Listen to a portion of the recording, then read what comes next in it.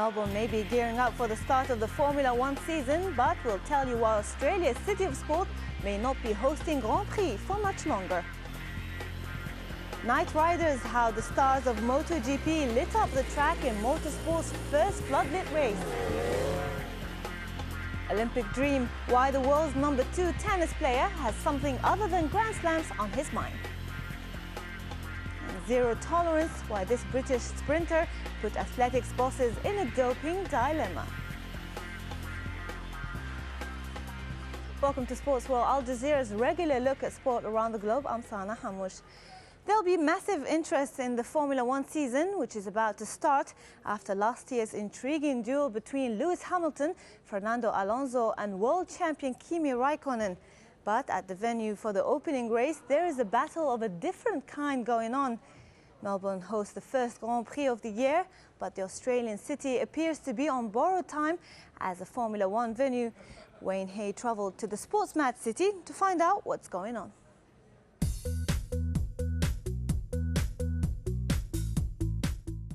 The beautiful city of Melbourne, famous for its cafes, culture and trams.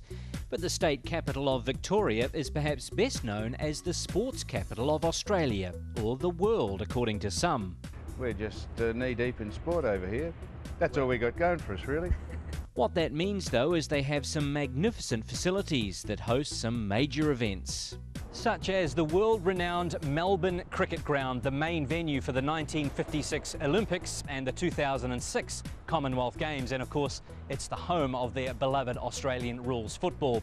Now, just across the railway line, the Melbourne Park Tennis Centre, the venue for the first Grand Slam tournament each year, the Australian Open. Then there is this place, Albert Park, the home of the Australian Formula One Grand Prix. But it seems this event may be coming to the end of the road. Their contract to host the race here comes to an end in 2 years, and all the signs seem to be saying Melbourne's time is up. I guess you take the view that any publicity is good publicity, but it's good to get that kind of discussion out in the public arena. It's become public because of this man. Formula One boss Bernie Ecclestone has been reported as saying he, the teams and sponsors want to quit Melbourne. He says coming to Albert Park is too expensive. Television audiences in Europe suffer because of the time zone, and he's under pressure from other nations such as Russia and India who want to host races. Yes, it all seems to come down to money. But some proud Melburnians say sport should be about more than that. An interesting man, Bertie, isn't he? I suppose when you got that much money, you can say what you like. What I'd suggest Bertie does for a start is make the bloody race competitive. I reckon there's been a handful of moves, that's a handful of moves in 10 years where drivers have actually tried to pass one another for the lead. That ain't a good recipe for an interesting sport. Albert Park is a public area. The race is held on public roads. Transforming them into a Formula One circuit is a massive logistical exercise. The Victorian government lost $35 million on last year's race and is expected to lose more this year. Their spokesmen have gone to ground as the controversy escalates. Ecclestone has said the only way Melbourne can stay in the race is to erect floodlights in Albert Park and turn it into a night race. The cost to the locals, another $60 million.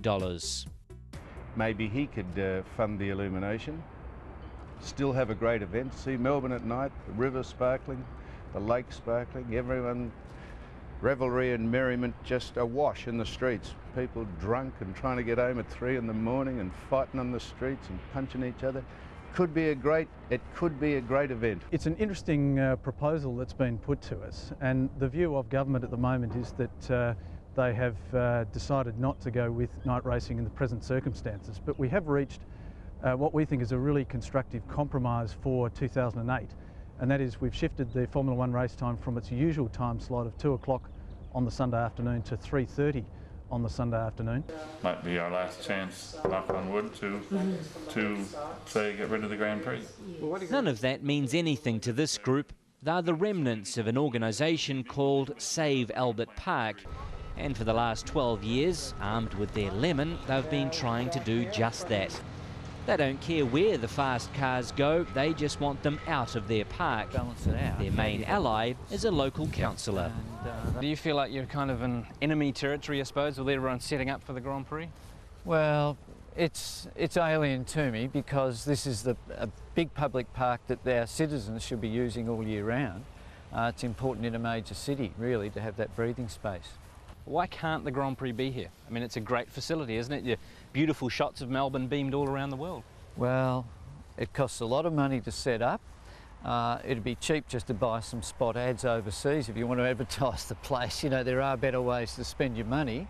And this city is a quality tourist experience without imposing this here at this particular park. So I think we could have it all. If tourists want to come here and enjoy the ambience of the city, they could still go to motor racing if it was on a circuit. Ironically, Peter Logan used to be a motorsport photographer. These days he prefers vehicles that are a little slower.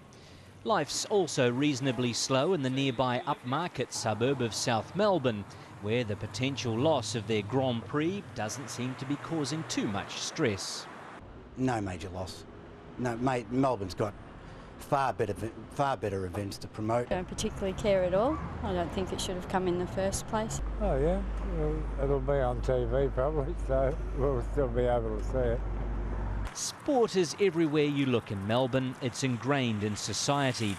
Right beside the F1 track is a grassroots footy club.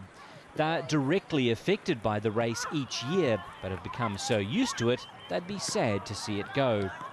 It's exciting. There's things happening. The kids feel like they're part of something that's big time. So, and I assume, of course, you all get massive corporate tickets and things. Everyone from the club. Oh, that'd be nice.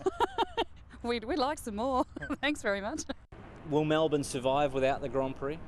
As the sports capital of Australia, or the world, as Victorians like to call it? Well, I know you say that with your tongue in your cheek, but I mean, per capita of the population, I think Melbourne attracts more people to sport than any other city in the world. I think that is actually a fact. I don't know how you'd prove that, but we like to say it's a fact anyhow. What is a fact is that there are plenty of sports-mad people in this town. A study found 43% of Melburnians want Formula One to stay, but that's looking increasingly unlikely, meaning the marketing people for the state of Victoria will have to come up with a new slogan. Wayne Hay, Al Jazeera, Melbourne. Now, Formula One has been looking for new ways of attracting fans and sponsors, and one of those ways will be to host the sport's first floodlit race in Singapore later this season. Well, it isn't the only motorsport to see the light. The organisers of the MotoGP biking circuit have also embraced night races, and their first event under lights proved a resounding success. Farah Ismail reports. It's the moment MotoGP fans had been waiting for, the start of an exciting new season, a return to the track for the world's best riders. But this year, the opening race in Qatar had the world of motorsport buzzing for another reason. For the first time, the race was held at night in the dark. For the fans, it was exciting. For the riders, a whole new experience. I think the biggest challenge is to stay wake up, no? It's late timing for us. Normally we race at 2 in the midday, so now it's almost 12 o'clock. They're the fastest motorbikes in the world. Ordinary riders can't legally own them, and safety has to be paramount for riders and spectators. 1,000 floodlights were erected around the Losail circuit in Doha at an estimated cost of $15 million to ensure the riders could see the track. We don't see nothing outside of the track because we have to just looking straight because we have only light on the track, and but the feeling is like really good, you know. Race organizers say holding this event at night solves several problems. The biggest worry to make the race in Qatar was the hot temperature, and secondly, doing the race during the night could be on Sunday, with better coverage in the rest of the world.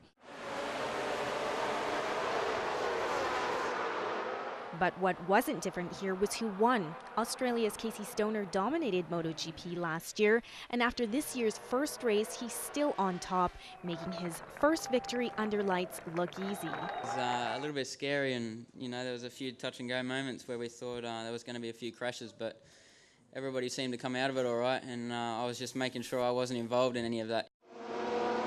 Chasing Stoner to the finish line was pole sitter Fiat Yamaha's Jorge Lorenzo, who finished second, and Repsol Honda's Danny Pedrosa, who wound up third.